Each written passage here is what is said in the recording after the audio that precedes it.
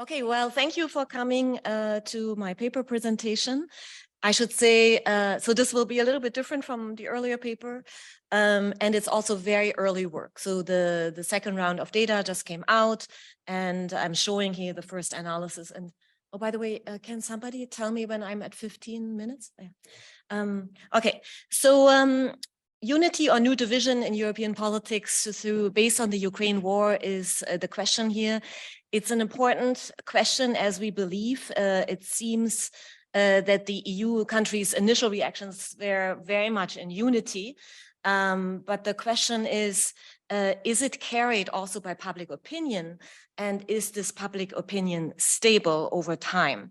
We believe that mass public opinion is important in this conflict or in this crisis because as solutions involve core state powers, such as the use of coercive force, fiscal policy, and institutional capacity, which cannot simply be left to technocrats, but needs legitimization. So here, I just justify, and given also Anna's presentation yesterday, to set out in the view of people, of citizens, that this is a crisis, at least based on the threat indicator. So if we look at the perception of threat that is coming from Russia here, ask in kind of two ways over 5 years of time for which we have data, and I'm getting into the data in a second, whether we should invest more in defense or security or more in trade and diplomacy, we see a complete reversal of opinions, right? And that is, of course, based on the Ukraine war. So on that account, I mean, I wish I could answer all your other indicators of crisis perception, whether that's also in people's mind. But on that indicator, we see a threat. We see, by the way, a minimal decline in threat from one year to the next. We'll get to that in a second. Well, these are our main questions here. So what is the support for Ukraine across European countries? And do we see such support as we see it as a form of solidarity when a non-EU country is attacked or is in need? And we want to know whether there are differences between the so-called soft measures for Ukraine or hard measures, and I'm getting into that in a second. But soft measures, we mean humanitarian aid, openness to refugees, hard measures, more aiding with military, or even sending troops and accepting higher energy costs, which is a hard measure in economic terms. We also ask whether this support has changed over time, if so, where, for whom, why are people in some countries and individuals in some countries more supportive than in others. So basically, in sum, we look at the inter-country and intra-country factors that determine this support. And that will tell us a little bit about the conclusion of the long-term support that we can expect. In order to answer these questions, we use the YouGov survey that asks the exact same questions in April 2022 and 2023 in 17 countries, 16 EU countries plus the UK. In each wave, we have 23,000 respondents, but it's not a panel wave. So actually my over time comparison is a little bit more complicated and can only really be done at the aggregate level. You will see that I struggle with that quite a bit in juxtaposition to the solid team that of course has a real panel. Let's get into the measures. In our measures, we also do not tap necessarily EU or European Union measures per se, but we tap the agreement or support for country-based measures for doing X, Y, and Z, okay? Okay, so this is a very first overview of how people in European countries react to the war. I know this doesn't make a lot of sense yet, but the red dots is the mean in the overall sample of 17 countries.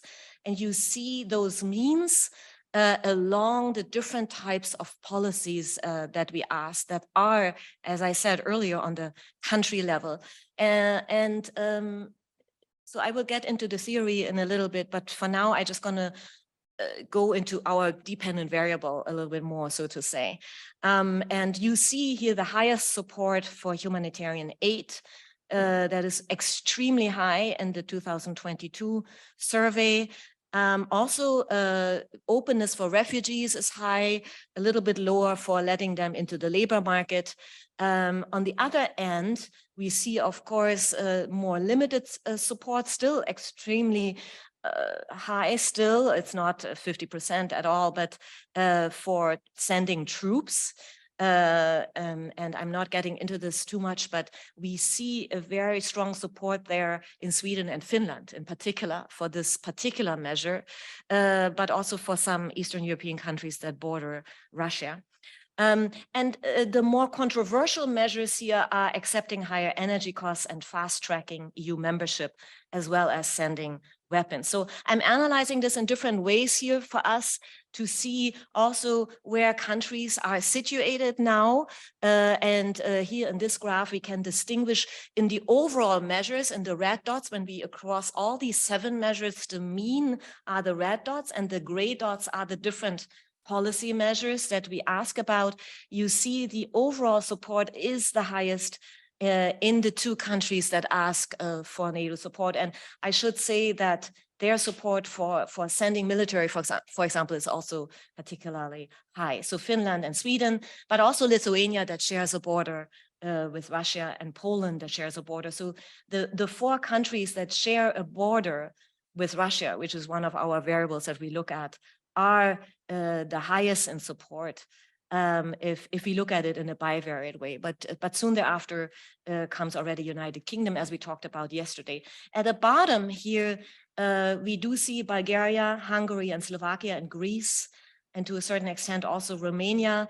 And I will get into these factors, why they are there. But in some of these countries, we see overall support not being in the majority of the public opinion. And so here are some other graphs to tell you a little bit about the change. So overall, we have these two sets of measures in 2 years, exactly 1 year apart. And here you can see in the overall sample what is happening.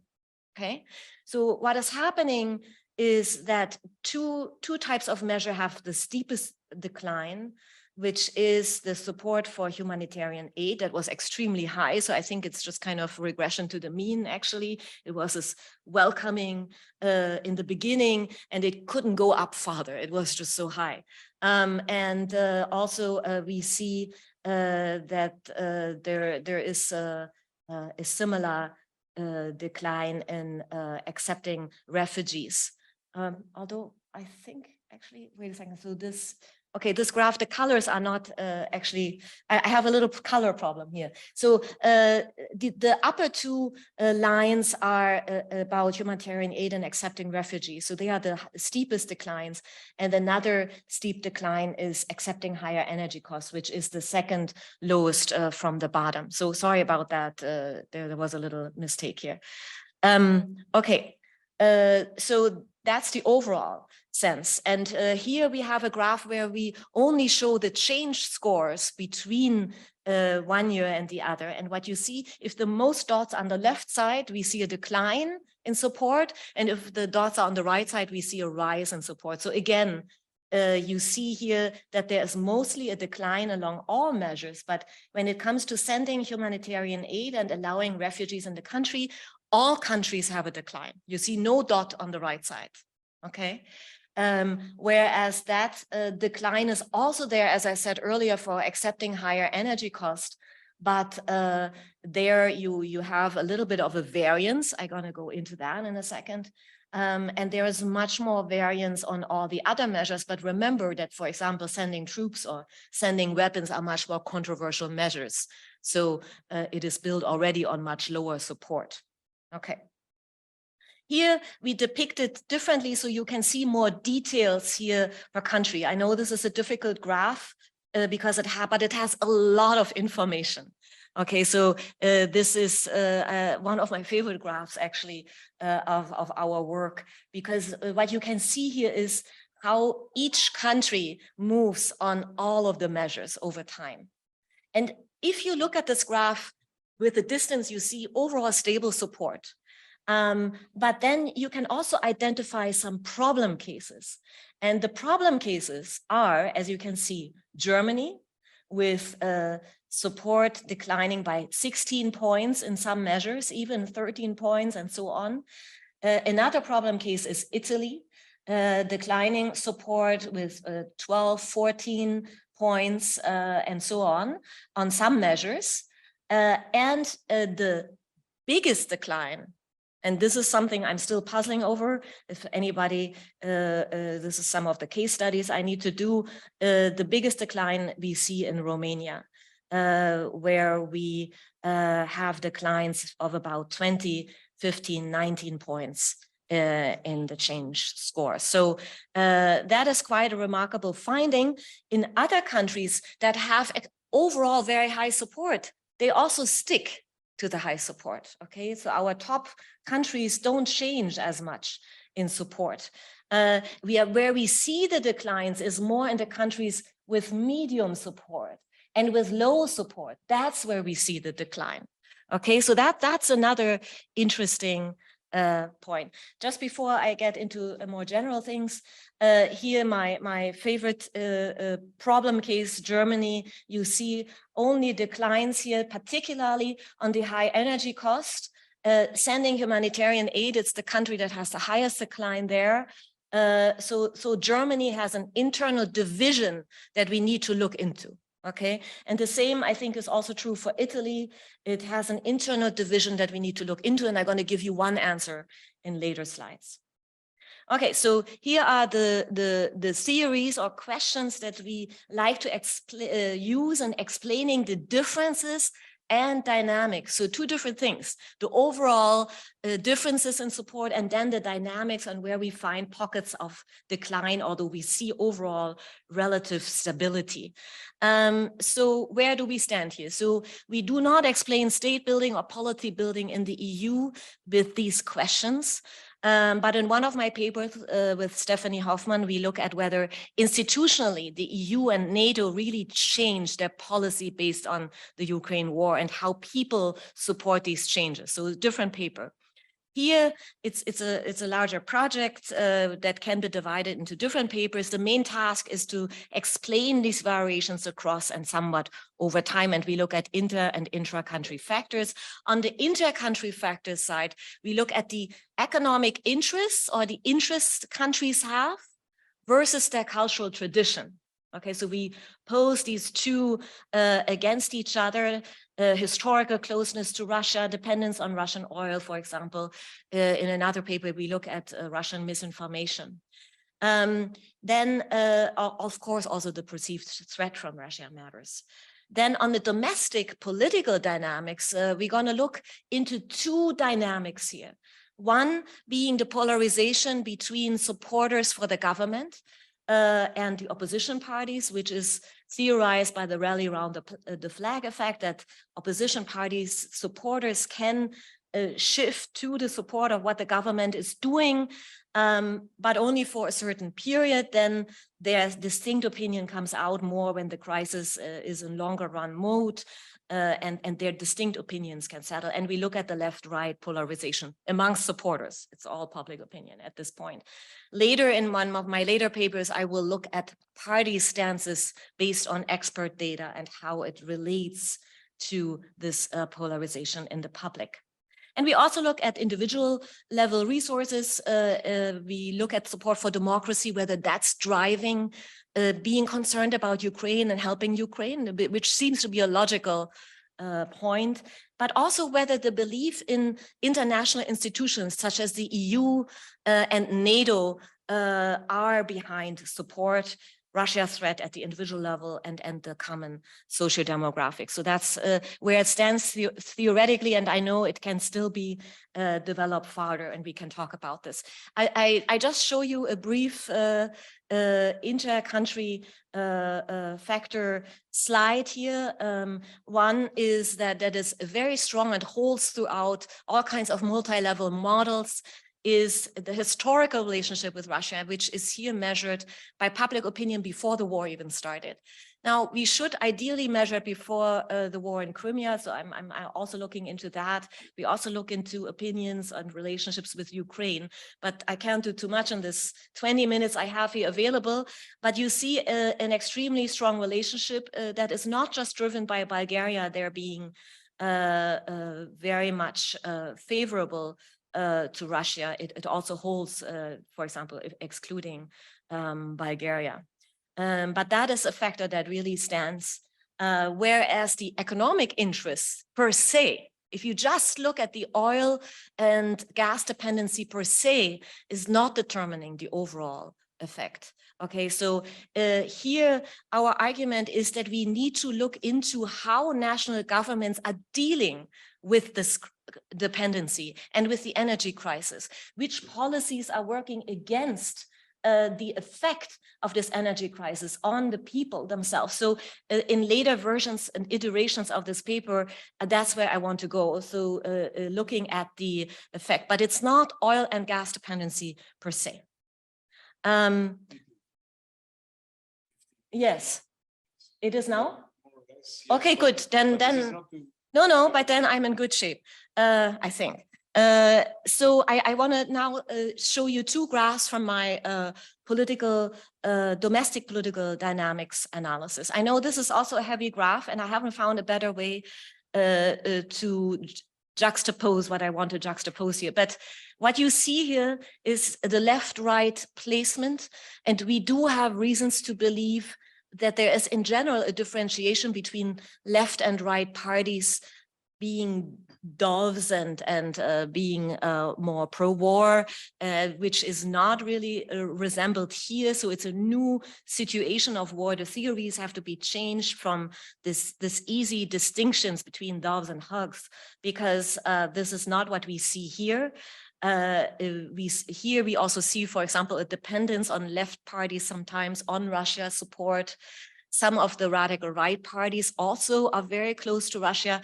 So the picture here is very complicated, and it doesn't fit. It's not a one size fits all. There is no left and right cleavage here in the overall support for Ukraine. You see, it depends a lot on the country we are talking about.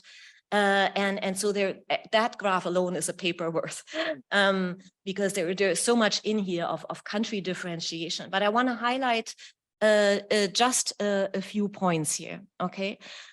So we do see the general insight here is that the extreme right or the right in some countries are much less supportive.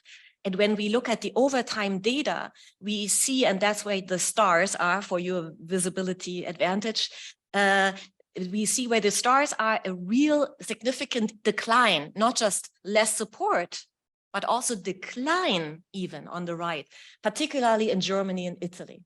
And these are what I singled out as the two problem cases. Romania, I'm still working on. There is also some differentiation there, much more on the center and in the left in Romania. So I'm still trying to corroborate that.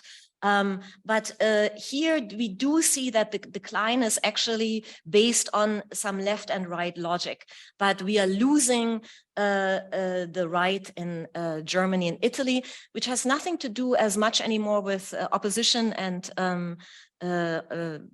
party in the government, because in Italy, for example, it has changed, but that's another discussion. Overall, we do see more support for Ukraine measures on the left, although there are some extreme left party supporters in Lithuania, for example, and in Italy to a certain degree, although that's insignificant, in Bulgaria also, that are less supportive than the right. But where the rift is really on the radical right for some countries. That's where the rift is. And my second graph is about the polarization on Ukraine aid by incumbent and opposition. This is also a complicated graph, but I think when I explain it will make all sense. On the left side, we have the kind of percentages for the incumbent parties. And as you can see, even in 2023, the incumbents always are more supportive of Ukraine aid overall. The blue dots are the opposition parties, usually less supportive. There is one exception with Hungary, and then there are some countries where we don't see necessarily distinctions, but mostly we do have this, if you will, gap between opposition and incumbent parties in place, which means that the rally around the flag effect is there, but there is a rift. Okay, so this is from 23. That's a rift that we see. And if in some countries the opposition parties came to power, we would see potentially a shift. Now on the right, we analyze that shift from one year to another. So you see the gap between incumbent and opposition in green, and the gap between incumbent and oppositions in blue. And you see that that gap increased even more in the strongest supporters in the countries of Finland, Lithuania, Sweden, in the United Kingdom, and in Denmark. In our strongest supporters, we see that over time, the opposition is moving away, and it's a move from the opposition away from so it's kind of a decline in the rally around the flag effect in these countries. We do not see that much change. We do see the gap, but not that much change in the gap in all the other countries. Okay, so that's what this graph is about. So two different sides to the graph, but I couldn't really find a better way to depict it because it's a lot of information. All right, so I'm coming to the end here. This is my last empirical graph. It's a coefficient graph that tries to relativize our factors. The incumbent advantage, so to say, doesn't hold in the entire sample for the reasons we just discussed, and it doesn't hold up against some other factors. So the most important factor here is when you feel individually threatened by Russia, you give the highest support. And you also give the highest support if you believe in NATO and the EU, European Union. Democracy also matters, even controlling for all these others. So if you're more pro-democracy, you care more, you want Ukraine more to win. We also have the winning argument as another dependent variable, but don't have time to get into it. The ideological differences here show that the left is more supportive, and here even the extreme left overall is more supportive in comparison to the center. I stop it here, but I want you to have a few things to take away, namely that the support for Ukraine is relatively high in our countries, and it is relatively stable. There is some decline in humanitarian aid and acceptance of refugees, and the acceptance of high energy cost when facing the sanctions. There's much more heterogeneity amongst countries and amongst publics when we talk about sending weapons, accepting the Ukraine as an EU member. There is one front runner which we can talk about, and so on, or sending troops. The diversity of responses is reliant on historical ties with Russia. There's also, we can show that Orthodox religion does play a role in support, but less so in oil and gas dependency. In terms of the future of the support, we do see rifts that we need to watch out for the radical right in some countries, and for the opposition in some countries that is losing some of the support. So thank you.